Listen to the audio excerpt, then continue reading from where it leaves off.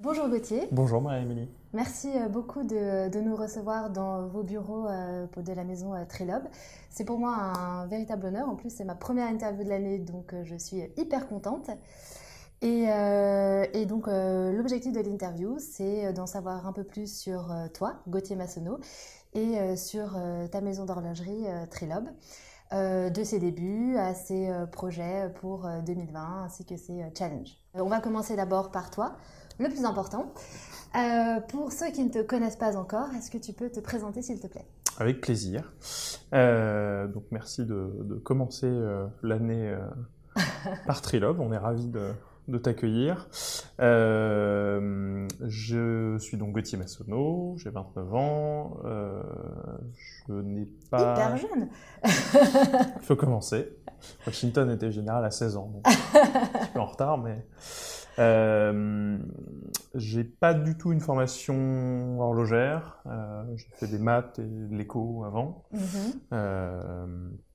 Et j'ai travaillé à l'étranger, au Japon et dans le Golfe, au D'accord. Moyen-Orient.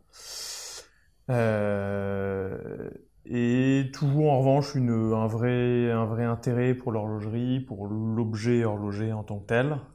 Je viens d'une famille d'architectes, de parents architectes, donc c'est ce côté pièce architecturale qui me plaît beaucoup en horlogerie et qui fait que j'ai commencé à m'y intéresser quelques années. D'accord, donc tes parents ne sont pas du tout issus du milieu... Pas du tout, non, non. D'accord, ok. Non. Et qu'est-ce qui a été le déclic de passer du milieu financier, parce que tu travaillais en finance auparavant, à l'horlogerie comme ça, qu'est-ce qui s'est passé? Qu'est-ce qui s'est passé? C'est parti quelque chose de très présomptueux. Je cherchais ma première montre et je ne réussissais pas à trouver une montre qui me convienne, que je considère comme étant à la fois suffisamment disruptive, différente et en même temps très classique. D'accord. C'est très compliqué aujourd'hui, enfin c'était à l'époque.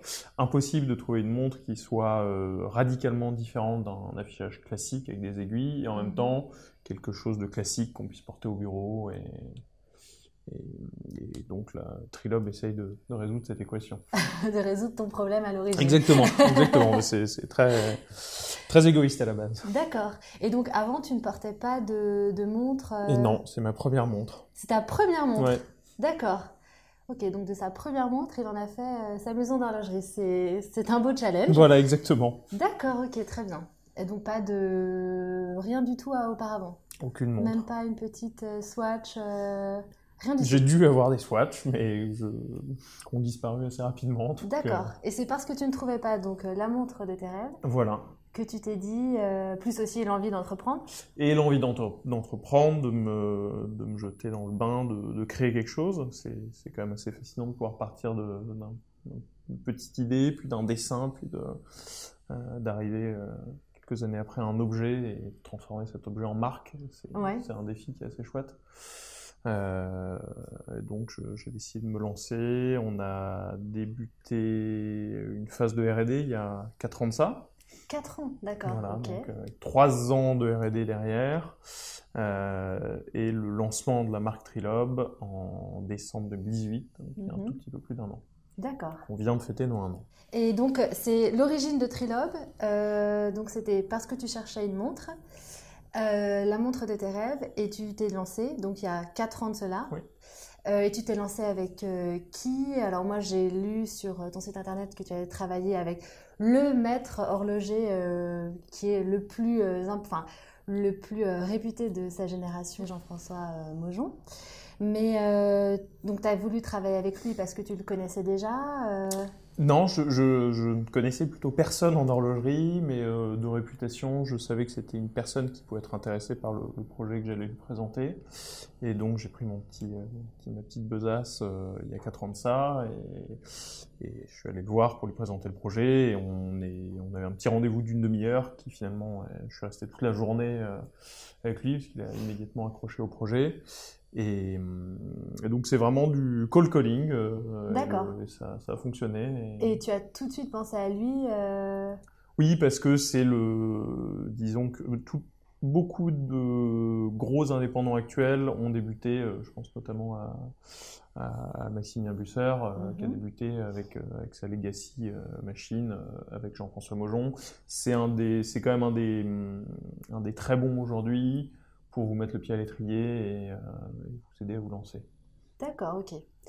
Et donc, tu es allé au culot, tu l'as contacté, tu l'as rencontré à Neuchâtel, je crois que les bureaux sont à Neuchâtel. C'est ça, alors au LOC, pour être précis, ouais. qui est encore un peu plus... un bel endroit de villégiature. Voilà, 4h30 de train depuis Paris, avec 3 changements. Oui. Et c'est là que se trouve sa manufacture, effectivement. Et donc 3 ans de R&D et un lancement de marque donc en décembre 2018, avec une première série inaugurale qui était une série de 100 pièces, numérotée de 1 à 100, qu'on a lancé sur un format de distribution en direct, principalement au début. D'accord. Avec une clientèle majoritairement parisienne, londonienne un petit peu aussi, avant de commencer à ouvrir notre distribution avec un premier distributeur assez stratégique, vraiment un vrai partenaire qui est le Printemps Haussmann, oui. Chez qui on est distribué depuis cet été et qui nous a donné nous a aidé dans notre élan en tout cas. D'accord. Très bien, donc je reviendrai un peu après sur qui sont tes clients et la vente directe sur Paris et sur Londres. Est-ce que tu travaillais encore en finance quand tu développais à côté ton projet horloger Est-ce que c'était du full-time Au tout début, et puis assez rapidement, on s'aperçoit que pour mener à bien un projet, il faut s'y mettre à 100%. Ouais. Donc j'ai quitté mon travail précédent. Donc ça, tu l'as quitté en quelle année? Et donc j'ai quitté en 2016. 2016, ouais, d'accord. Ça, 2016. Okay. Pour mettre à temps plein sur ce projet, rentrer à Paris, parce que j'habitais à Dubaï à l'époque. D'accord. Et se mettre à fond sur le projet. D'accord, très bien. Et tu dessines, Ouais, c'est ça. C'est moi qui ai donc inventé cette façon de lire l'heure, qui l'ai dessinée. Après, en revanche, je suis évidemment aidé derrière sur la partie technique. Oui, la partie 3D. La partie 3D que je ne maîtrise pas forcément. Donc, on travaille avec un designer qui remet en forme les idées. Et puis après, techniquement... D'accord. Toi, tu fais la 2D. C'est ça, avec mon petit compas et mes crayons de couleur. Ça me parle tout à fait. Ouais, mais c'est comme ça que ça fonctionne. Et donc vous avez donc travaillé pendant 3 ans avec Jean-François Maujon, en étroite collaboration pour créer ta première collection, les Matinaux, avec un premier lancement officiel décembre 2018. C'est ça. Et donc, on parle